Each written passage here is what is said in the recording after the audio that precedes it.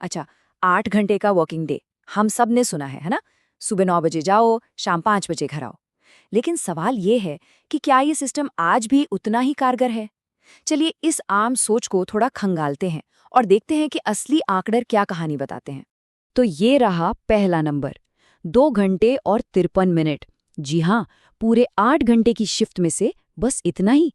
एक सर्वे हुआ था वाउचर क्लाउड का, और उनके हिसाब से एक एवरेज एम्प्लॉई अपने दिन में सिर्फ इतने ही घंटे सच में प्रोडक्टिव होता है।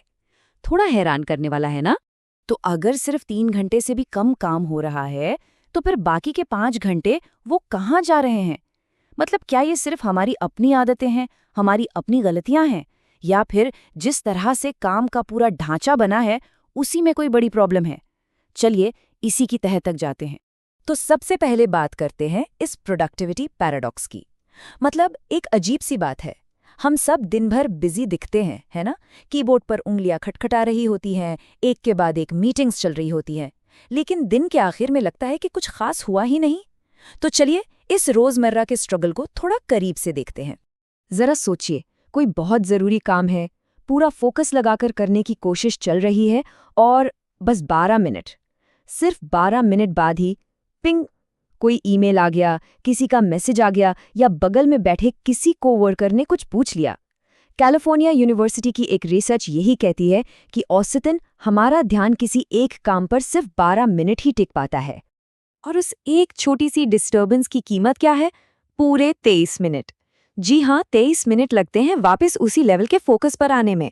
अब जरा हिसाब लगाइए, दिन में ऐसी कितनी ही रुकावटें आती होंगी। ये तो मतलब समय की सीधी सीधी बर्बादी है। तो ये सारी डिस्ट्रैक्शंस आती कहाँ से हैं? खैर, कई स्टडीज बताती हैं कि इसकी लिस्ट काफ़ी लंबी है। बातूनी कोवर्कर्स, न्यूज़ वेबसाइट्स पर स्क्रॉल करना, बिना काम के चैट मैसेज, और अगर कोई घर से काम कर रहा है तो बीच बीच में घर के काम भी। ये सब छोटी छोटी चीज़ें मिलकर कब हमारा पूरा दिन खा जाती हैं, पता ही नहीं चलता। और ये जो हमेशा ऑन रहने का प्रेशर है ना, इसका एक प्रॉपर नाम भी है, टेली प्रेशर। ये वही बेचैनी है कि हर ईमेल, हर मैसेज का जवाब तुरंत देना है, भले ही रात के 10 क्यों न बज रहे हों। और ये आदत, ये प्रेशर हमें सीधे सीधे बर्नआउट की तरफ धकेल रहा है।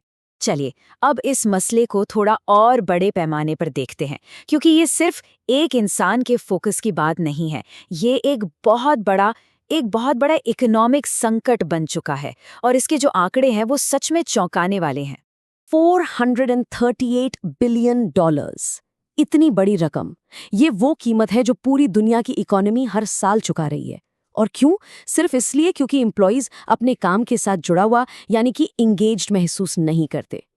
ये बहुत बहुत बड़ी रकम है। तो सवाल है कि इसकी जड़ कहाँ है? मतलब इतनी बड़ी प्रॉब्लम की वजह क्या है? गैलप की एक रिपोर्ट एक बहुत ही हैरान करने वाली वजह बताती है। वो कहती है, मुख्य कारण मैनेजर्स के जुड़ाव में गिरावट। सोचिए, जब टीम को लीड करने वाले लोग ही अपने काम से नहीं जुड़े हैं, तो इसका असर तो पूरी टीम पर पड़ना ही है। अब जरा इन नंबर्स पर नजर डालते हैं। यूके में देखिए, सिर्फ 10% एम्प्लॉइज अपने काम से एंगेज्ड हैं। पूरे यूरोप का हाल भी कुछ ऐसा ही है, करीब 13%। लेकिन जो दुनिया की बेस्ट कंपनियां हैं, जहां बेस्ट प्रैक्टिसेस फॉलो होती हैं, वहां ये नंबर 70% तक पहुंच जाता है।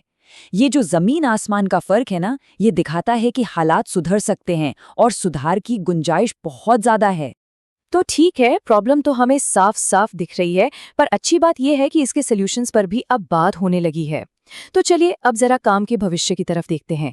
एक ऐसे भविष्य की तरफ जहां हम सिर्फ नौकरी में दिन नहीं काटते, बल्कि सच में आगे बढ़ते हैं, फलते फूलते हैं।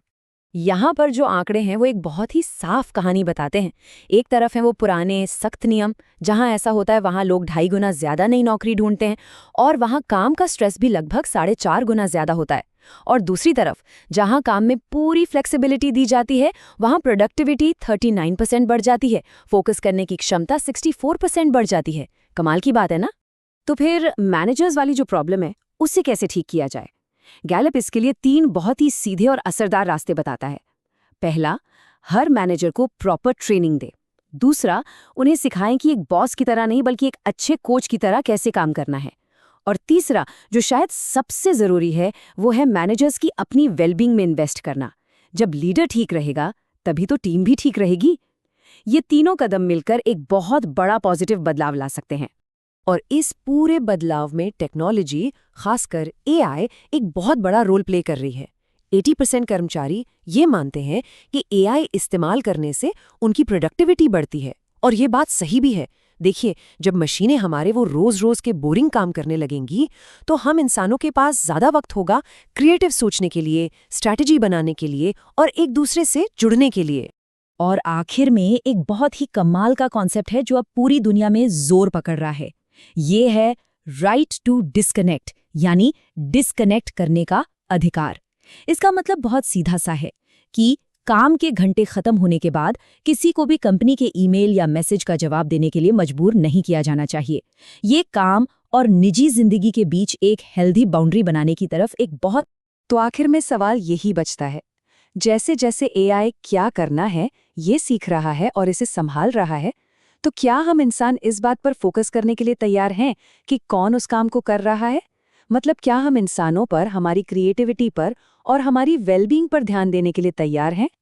ये एक ऐसा सवाल है जो आने वाले वक्त में काम की पूरी दुनिया को बदलने वाला है।